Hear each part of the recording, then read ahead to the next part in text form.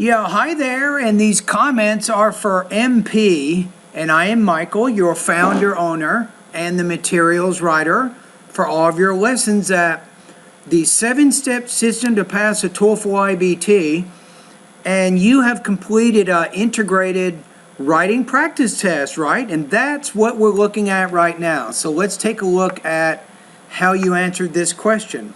And thank you for completing the assignment. You say, first in the reading passage, the author claims that fast food causes obesity. Now let's look here. It says, fast food is negative because it causes obesity, creates an unhealthy society, and promotes gluttony. So you have only focused on one idea from the reading passage. Not a good idea. You want to make sure you can explain all of it, right? How about this? You might want to say it has 3 negative effects on society. If you say that, and then that would be okay. Because if you don't name them even, you just have to make sure that your thesis, your main point accurately explains the reading passage. You say, in contrast, the speaker in the lecture claims that the long-term effects of obesity are a result of the food. And that is false. The speaker in the lecture does not say that.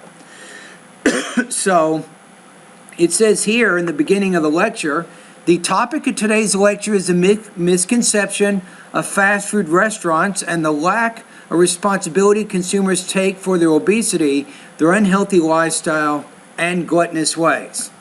So the speaker actually refutes each of these points, right?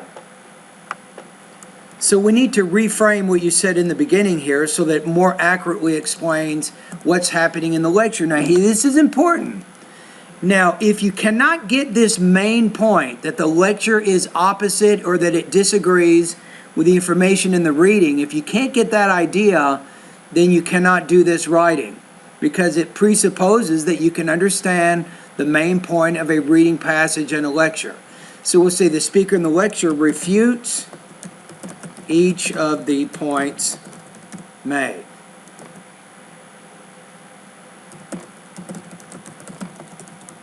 Now if you said that, that's going to work. That's why you use the word in contrast. You're showing how the speaker in the lecture has a different view. Okay, let's say here. You say second, the author states that fast food also contributes to an unhealthy society. Okay, here's the problem. You're putting that the society is unhealthy because of options for fast food are limited.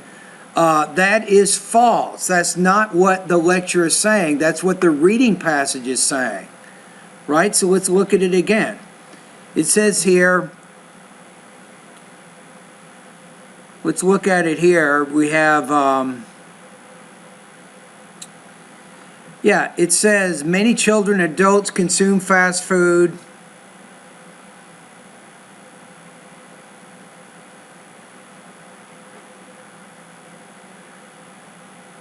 Yeah, they lead to obesity.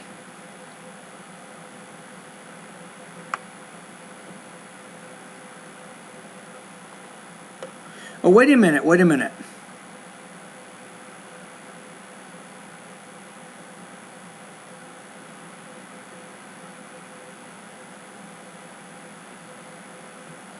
Okay, I see what I did. Give me a quick second. Okay, let me go back.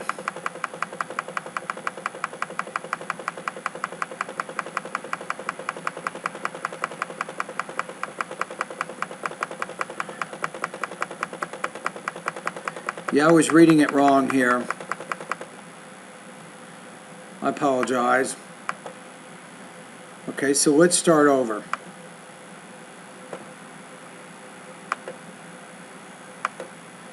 Okay, so your introduction is good. So the author in the reading passage claims that fast food causes obesity, creates an unhealthy society, and promotes gluttony. However, the speaker in the lecture refutes each of those points. Good. Then you say, first, in the reading passage, the author claims that fast food causes obesity. Okay, good. That's good. So you've stated that. But I think in this paragraph, you're having trouble with the lecture. So the lecture says, let's discuss the causes of obesity before we blame it on fast food chains. It says, if you're not active and sit in front of a TV or play video games, you will gain weight. Obesity is caused by an inactive lifestyle along with consuming more calories, right? So we have to change this. So you have not accurately stated the main point here. That obesity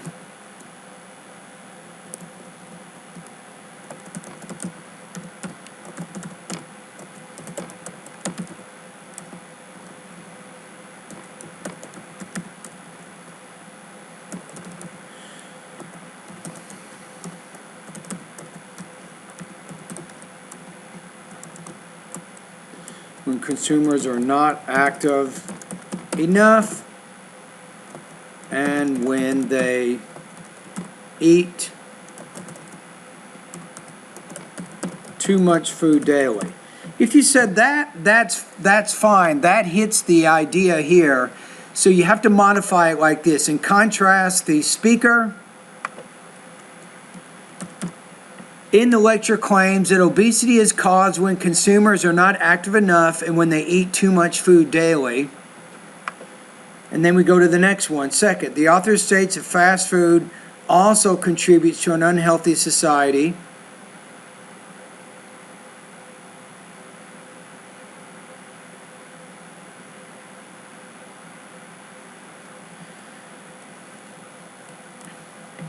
Okay, let's look at the reading passage, see what it says in the second point. So it says, fast food contributes to an unhealthy society because the options for fast food are limited, right? Because the options for fast food are limited. On the other hand, the speaker disagrees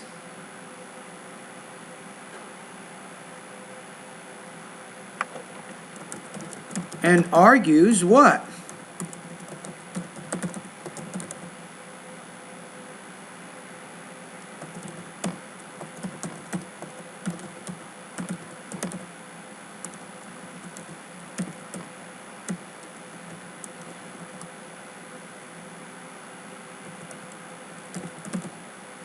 Okay, let's see what it says. We have to get this idea. You're getting it a little bit mixed up. So you're getting the reading passage kind of mixed up with what's happening in the lecture.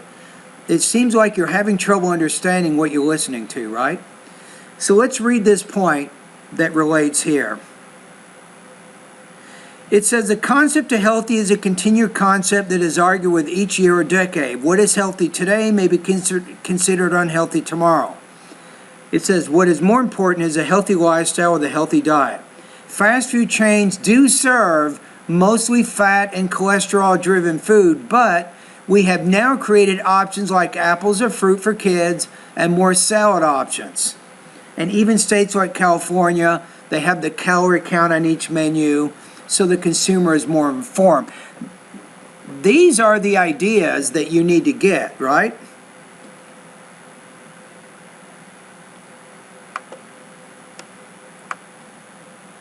So we got to get rid of all that. Fast food restaurants.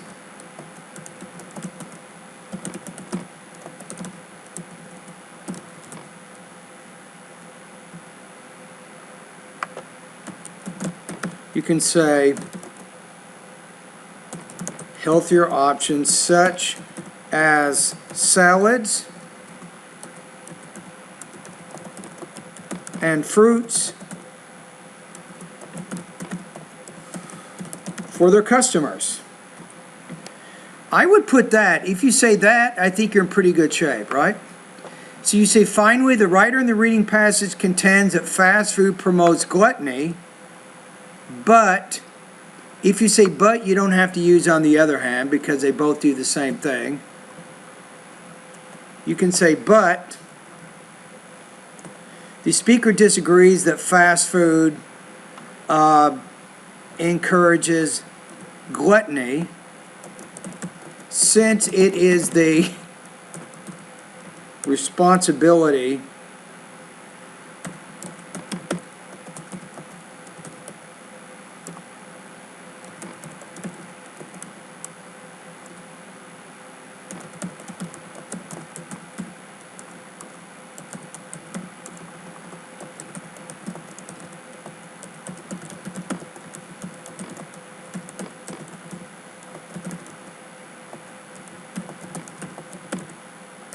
I think you've said that.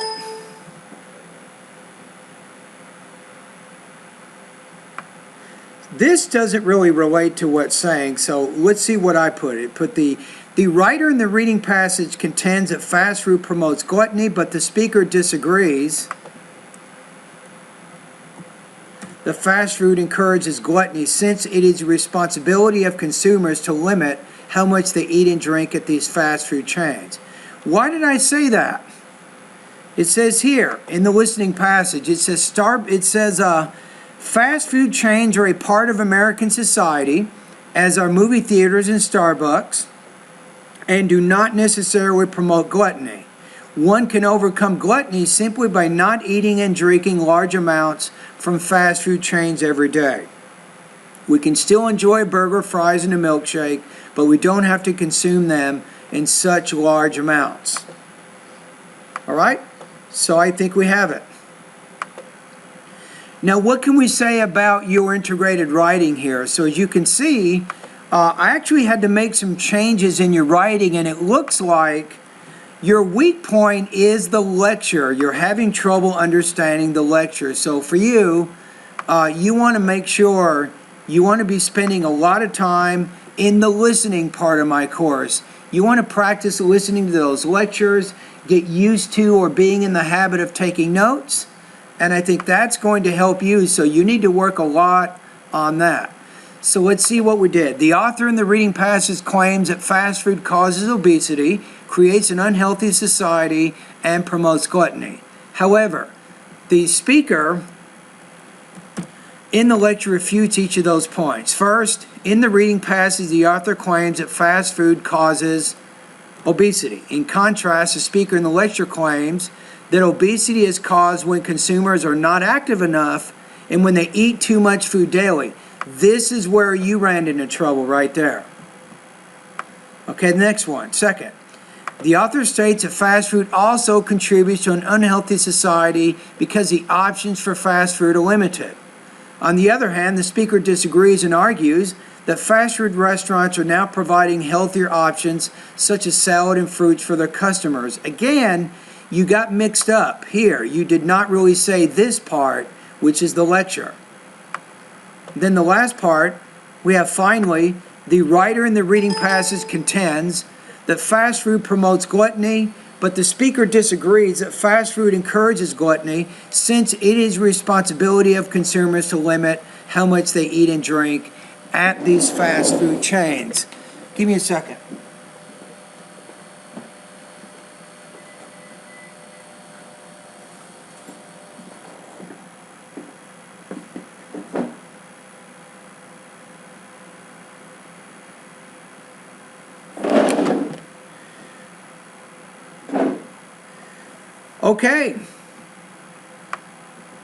Okay, so now I'm going to go ahead and figure out your score here. Let's see what we have here. So I think to get in the 3 range, you omit maybe one major key point from the lecture 1, but in your case, if we go back here,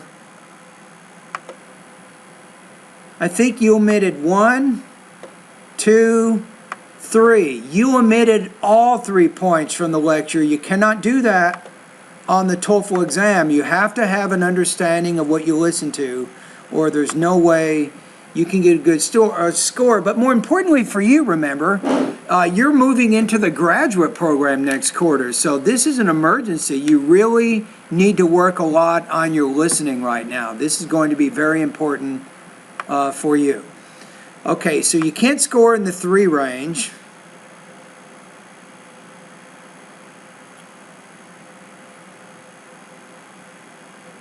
I don't think that's going to work very well. So I think you're in the 1 range. It says here, your response contains little meaningful or relevant content from the lecture. You did not present any meaningful content from the lecture at all. So you talked about the reading, you're okay there, but when it comes to the lecture, you weren't able to do much at all with that. So I'm going to put you right now, and I'm going to give you some credit because you did talk about the reading. I'm going to put you at 1.75 out of 4, or 12 points out of 30 on this particular practice test, right? So I think that's kind of where you are right now. Now, if you look into the syllabus, now on Monday, if this had been the midterm exam, which it's not, and it's good that you're practicing now, so at least you know what your weaknesses are before Monday, right? So you definitely need to work more on the lecture. You need to work more on listening comprehension in general, right? So 1.75, that puts you at 61 points out of 100 on this practice test. Okay? And thank you for completing this practice test.